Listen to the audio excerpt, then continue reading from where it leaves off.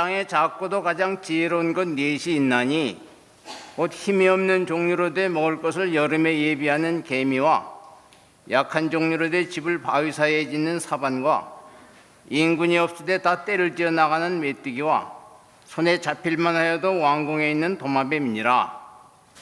30절 곧 짐승 중에 가장 강하여 아무 짐승 앞에서도 물러가지 아니하는 사자와 사냥개와 수염소와 및 당할 수 없는 왕이니라.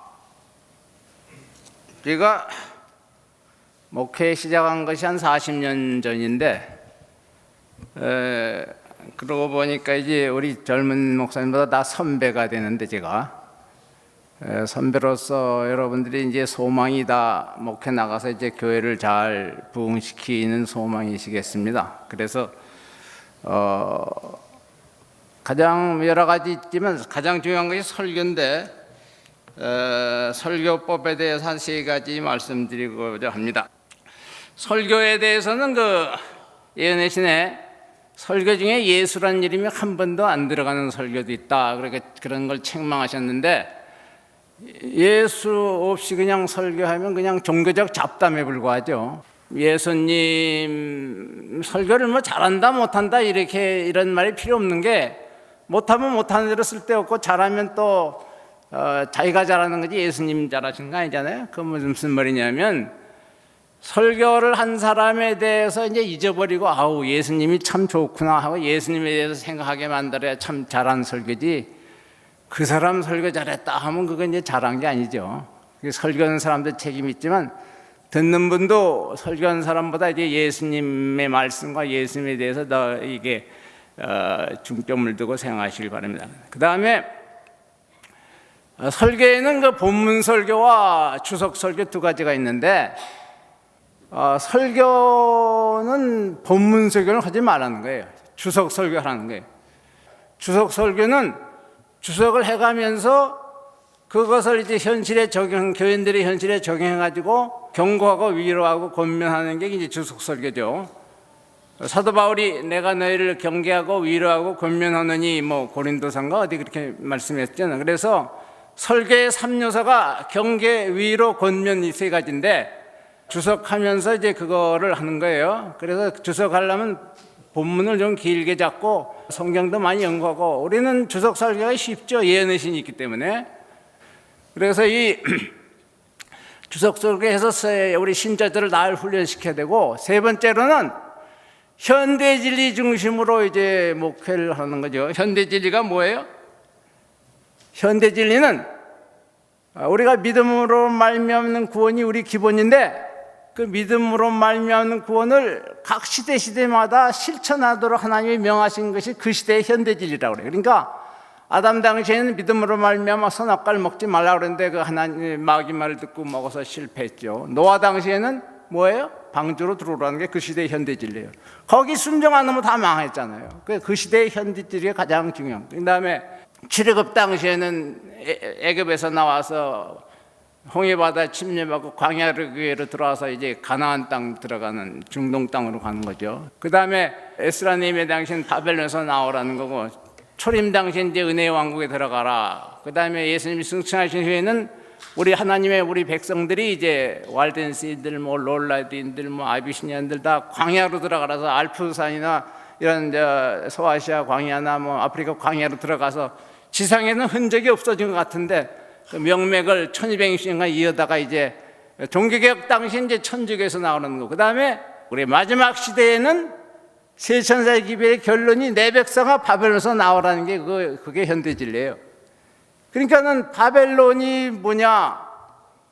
어느 교회 가서 교인들에게 설교하게 되면 다른 게 바벨론이 뭐냐? 그럼 죄, 혼잡 이렇게밖에. 대쟁투나 이후 다니엘실 쭉 공부하면 타락한 개신교 천주가 다 모든 종교가 다 바벨론이니까 거기서 세천사의 기별에는 안식교로 넘어가라는 게 현대 진리예요. 신학 공부할 때 신계호 목사님 늘 얘기하시기를 안식교는 그저 다니엘 계시로 해야 부흥한다. 다니엘 계시로 해야 부흥한다. 노상 그러셨는데 실제로 목회 나가 보니까 다니엘 계시로 하니까 교회가 부흥하더라고요. 예내시에 보면 이 현대 진리가 구원의 세천세기면 구원의 절대 불가결하다. 교육 196페이지 말씀했어요. 전도법 624 현대 진리는 영혼을 변화시킨 진리다. 전도법 195페이지에는 목회자는 SDA 예언의 말씀을 소개해야 한다. 다니엘 계시록 예언 강조가 내게 여러 번 계시되었다. 이 예언들을 자세히 설명하라. 사소한 토론을 그치고 영혼의 운명을 좌우할 위대한 진리들을 자세히 소개할 것이다. 그렇게 말씀했어요. 자, 이제 본문 들어가겠습니다. 짐승들에게서 배울 교훈이라 첫째 개미가 나오는데요. 힘이 없는 종류를 먹을 걸 여름에 예비하는 개미와 그랬는데, 개미는 미리 예비한다는 것을 우리가 배울 수 있죠. 미리 한다는 거. 우리가 이제 그 은혜 기간이라는 게 있어가지고 미리 준비하지 않으면 이제 안 되죠. 즉 개미가 여름에 다 해질, 겨울엔 눈 덮인데 어떻게 먹을 걸 구해요. 그래서 우리가 영적으로도 마음도 우리가 성령의 호소를 거절하고 또 거절하다 보면 양심이 자꾸 둔화돼 가지고 드디어는 성령의 호소가 받지 않게 돼요. 그러면 이제 은혜 기간이 끝나는 거죠. 그래서 이 고린도서 6장에는 보라 지금은 은혜 받을 만때요, 보라 지금 구원의 날이로다. 그래 지금 회개하라고 말씀했는데, 그 다음에 이 개미는 남의 것을 다 끌어모으죠. 자기는 농사 하나도 안 져도 남의 곡식 끌어모으고 뭐 다른 벌러지 잡아 들여오고, 우리 인간도 마찬가지잖아요. 그러니까 여기서 우리가 남의 것을 가지고 준비한다는, 여기서 이제 불의한 청지기 비유를 배울 수 있는데, 그 불의한 청지기가 남의 걸 가지고 인심 써서 이제 장례를 준비했듯이 우리가 가진 게 다 예수님까지 우리 게 없잖아요. 내 몸이라든가 뭐 일생이라는 시간, 돈 버는 재능, 뭐 부모, 처자식, 가족들, 내 집, 뭐 은행 어카운트, 무슨 뭐 내 건강, 뭐 이런 거 다 예수님의 거예요. 고린도서 4장 7절에 내게 있는 것 중에 받지 않는 것이 무엇이뇨? 내가 받지 않았으니 어째요? 받지 않은 같이 자랑하느뇨? 그러니까 우리가 다 이 남의 것을 가지고 장례를 잘 준비해야 됩니다. 이게 내 것이 아닌 걸 가지고 우리가 이제 은혜 기간 내내 영적으로 육체적으로 주님과 이제 교통함으로 장례 생활을 준비해야 돼요. 그 다음에 이 약한 종류들의 집을 바위에 쌓여지는 사반은 어떻게 생긴지 못 봤지만은 막대기를 던져서 이렇게 맞아도 그렇게 죽을 만큼 약한 짐승이래요. 근데 이게 이제 바위 사이에 집을 찌요. 바위 사이에 집을 찌니까 남이 못 건드리잖아요. 그 바위 사이에 집을 짓는 것이, 바위가 그냥 뺑뺑하면 집을 질 수 없죠. 바위가 흠이 생겨서 이제 깨졌거나 그래서, 그 바위는 예수님을 가리키는데, 그래 예수님께서 자아 희생을 통해서 머리에, 손에, 가슴에, 발에 상처를 입으셔서 그 우리를 위한 사랑의 그 자아 희생의 그 약점을 가지고 우리가 이제 주님 안에 우리가 숨을 수 있습니다. 우리 찬송가도 많잖아요.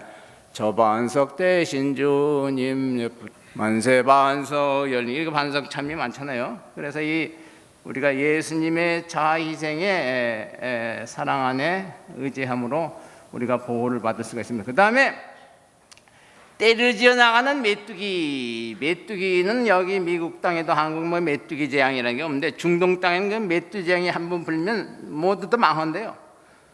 얼마나 그 뭐 수억 천만 마리가 그냥 몰려오면 태양을 가려가지고 낮에도 컴컴하대요. 그것들이 그냥 내려앉으면 밭에 풀을 다 갉아먹고 나무 잎사귀까지 다 먹고 일체 나무 껍질까지 가서 나무가 허옇게 되고, 창문을 잘못해서 열어놓으면 들어와서 커튼까지 다 갉아먹는데요.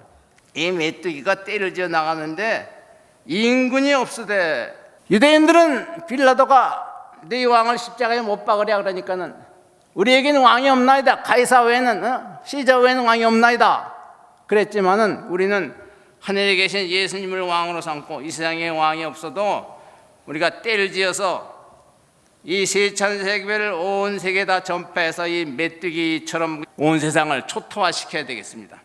앞으로 이제 환란 때에는 쭉정이가 다 나가나라. 쭉정이가 다 나고 알곡만 나오면 그때 우리 교회는 정말 빛이 나요.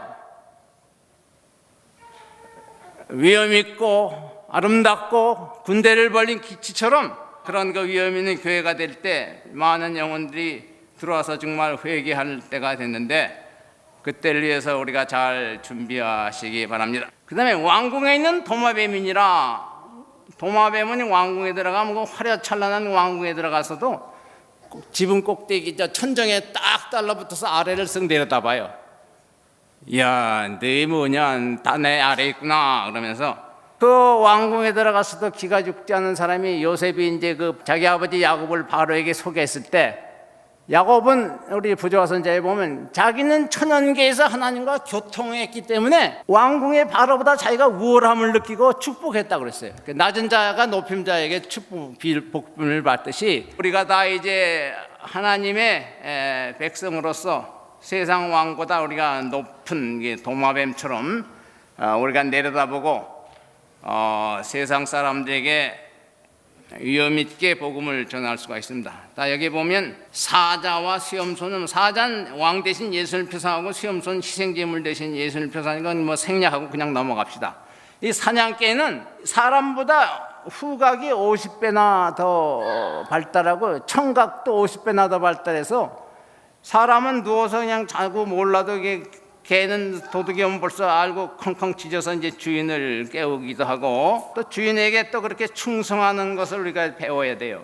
영들 분별의 은사가 있다. 그러니까 후각, 취각이 50배나 막다는 것은 이제 영들 분별에 있다고 생각할 수 있는데, 이 사냥개는 이 영들 분별하면 암탉에 대해서도 내 영들 분별의 은사를 느꼈는데, 제가 충청도 가서 이제 서울서 이제 145태 때 피난 가서 충청도서 국민학교를 다녔는데, 하루는 이제 학교를 가는데 이게 이렇게 시골길 좁잖아요. 가면서 옆에 동산이 있는데 암탉이 이제 병아리를 데리고 뭐 꼬꼬닥거리면서 이게 뭐 즐겁게 놀고 있는데, 갑자기 그냥 닭이 그 경쾌하던 꽃게덕 소리가 그냥 듣기 싫은 불쾌하게 꼬꼬닥꼬닥하면서 막 듣기 싫게 보니까 막 그냥 왔다 갔다 하면서 어쩔 줄 몰라요. 병아리들은 그냥 짧은 따로 에밀 따라가면서 보니까 솔개가 떴어.